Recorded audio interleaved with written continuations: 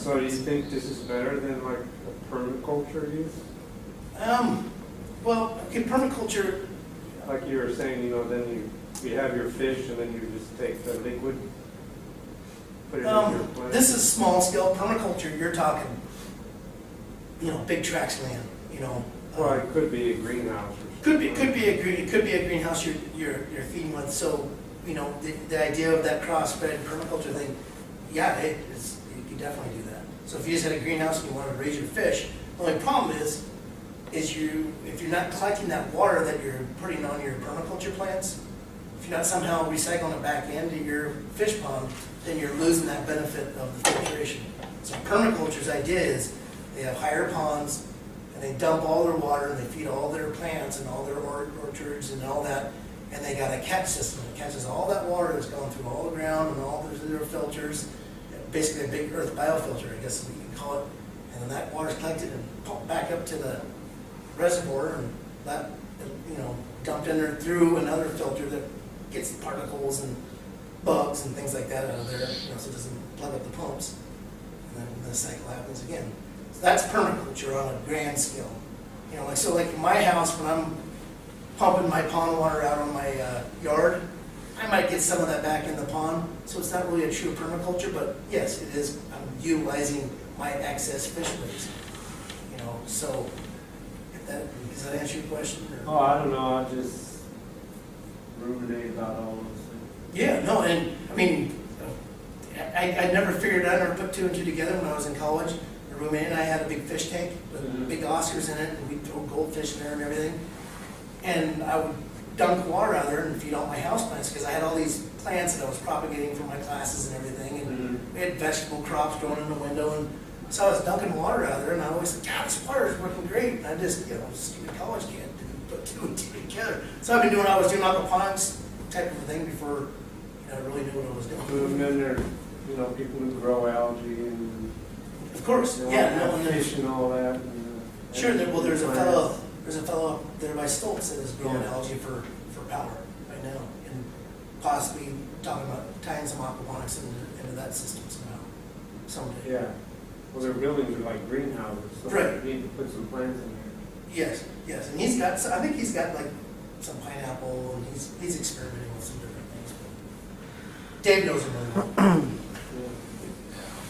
So Mark, getting back to what Lloyd said in the very beginning, like the wave of the future, I mean, it seems like everybody I bump into, they want to get to a point where they can grow their own food. I mean, that's definitely a mindset that is really coming around.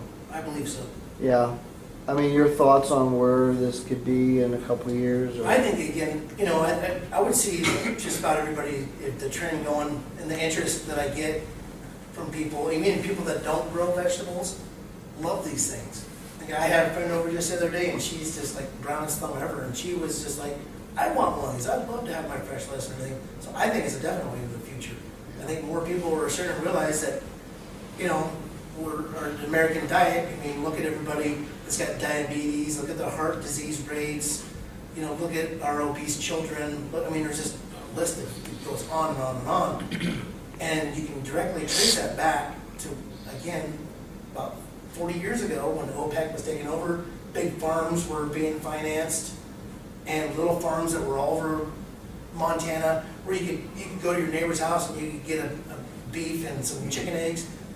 Doesn't exist so much anymore. Now it's all shipped out, shipped back in. But when it gets shipped back in, half the nutrients have been stripped, and it's in a plastic box, like it's thrown in our landfill. And, so it's just this spiral thing that people are starting to wake up to and say, hey, I'm tired of all this plastic in the ocean, and 3/4 of it's from my food packaging. To get a head of lettuce, why is my head of lettuce wrapped in 3 plastic bags? Why? And so you think on that term, and I think more people are getting to that, yeah, I think it's going to really explode. And not just this, I think people in general, just home gardening. People talking about doing permaculture. If somebody has 10 acres, hey, I got some water on my land, and I got some fish in that creek over here. Oh, shoot, there we go. Maybe I can start growing apples or something. What do you have to do you have to feed the fish, right? You have to feed the fish, and you can, right now I feed my fish pellets. cash, and I bought one bag, it lasted me a whole year, and I think the bags are like $35 for my little setup, which is enough to feed about a 4-person family, 3.5, 4 people. Duckweed you can grow, dry and feed them. Worms, which I mentioned earlier, red worms or just regular earthworms, you can enter into your system, or have a verm, you can have a lot of greens, so you can build yourself a little worm farm that's going to create tea, worm compost, and then you've got a food source for your fish. So if you take a handful of those worms out for that space, those worms are going to replace those worms as quick as they can. They'll have babies overnight pretty much. So you got a food source there. Duckweed, they'll eat lettuce. I've got my fish, I'll chunk off chunks of lettuce and throw it in their spinach. So there's a lot of alternative food sources you can do. Wheat, you can take dried wheat, take dog food for that matter, and they'll eat it. Beef scraps, one survival technique is to take like a dead deer head, cow head, anything dead, and hang it over your fish and let it get maggots in it, and the maggots draw it apart and feed your fish. So, I mean, once again, you can get into a survival technique to do just about anything if you have to. Or that's just what you need to do, to feed your fish something, with some good protein. There's some guys that actually grow their own slugs and their own type of stuff to throw in there. There was one guy I was reading about that was doing leeches to feed his fish, because he lived next to a swamp that had a lot of leeches, so he was going down there, putting an old bone with some meat on it and get the leeches collected and put them in a bucket and feed his fish. So, they'll eat anything as long as it's got protein in it. I mean, even your scraps from your vegetables, they'll eat. Ground up corn, split corn, chicken meal. And I think I got a picture in here. We've got a lot of ducks in my pond. I was even reading about a guy that has his chickens roll through his, right here. There's a duck on the pond, I have a lot lately. Used to hate them, like, God dang it, now they're going to create more algae, they're going to poop and then peeing in there, and more algae is going to be created and it's going to gather on the bottom. But now, I got my system hooked up to it. I'm like, go ahead, great. Like I was saying earlier, this guy, he's got his aquaponics system hooked up where the water goes through. He's got a river that goes through his chicken coop, so the chickens can drink water, for one, but also so they can defecate in the water so he can use their ammonia in the water, because he doesn't like fish that much. But he raises some fish, but he needed to increase his ammonia, so he ran it through his chicken coop. So I was kind of like, oh, well, if you have to, that's what you need to do.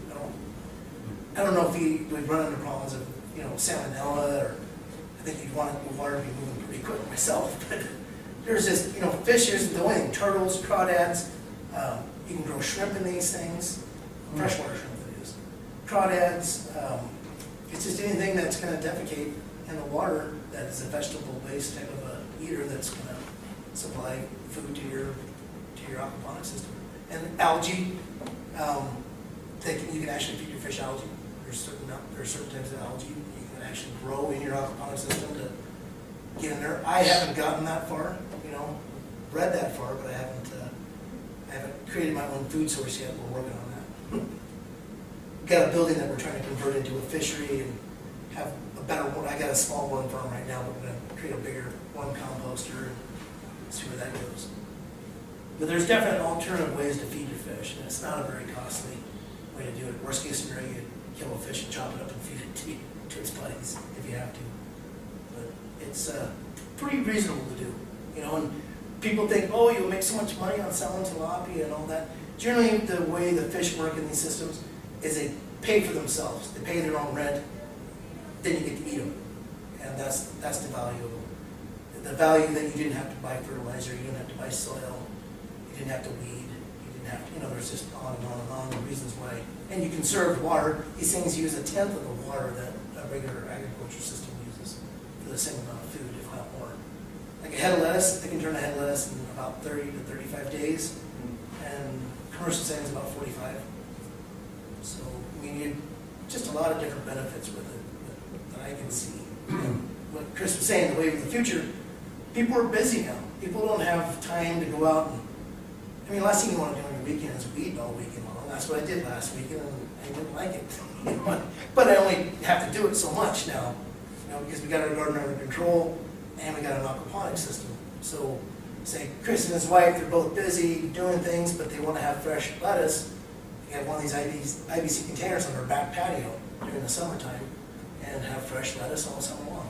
Or say you're in there cooking with fresh herbs, and you have another one of these trays, and you have a tray of lettuce, a tray of herbs. And pretty easy maintenance. I mean, you can get the strips, do your test in like 30 seconds, and maybe once a week do an actual chemical test to make sure you're okay.